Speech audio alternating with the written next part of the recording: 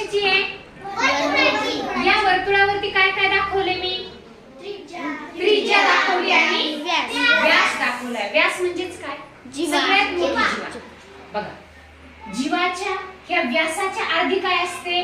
त्रिज्येच्या दुप्पट काय असतो? व्यास. त्याच्यावर आधारित हा प्रश्न आहे. बघा, क केंद्र असलेल्या वर्तुळात, हे क केंद्र आहे, याचं केंद्र काय आहे? वर्तुळात जीवा अब. जीवा काय? अब. नीट लक्ष द्या. ची लांबी किती दिली?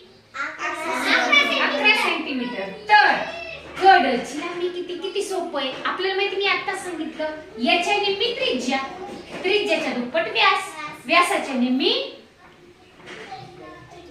त्रिज्या.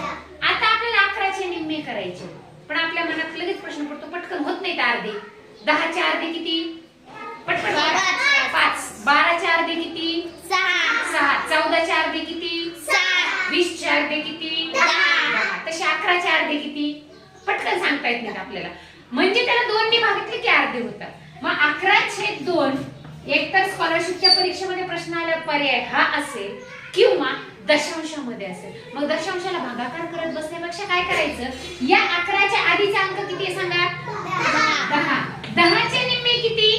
5. मग 5 लिहायचे, त्याला दशांश 5 करायचं. झालं 10च्या निम्मे. म्हणजे हे झाले 11च्या निम्मे किती झाले? 5.5. मला सांगा विषम संख्या अजून 17. 17च्या आधीचा अंक सांगा?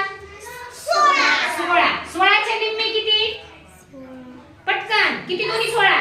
8 दुणे 8 आणि त्याला दशांश 5 लावायचं, म्हणजे 17च्या अर्धे झाले 8.5. पटकन सांगा 19. 19च्या आधीचा अंक 18.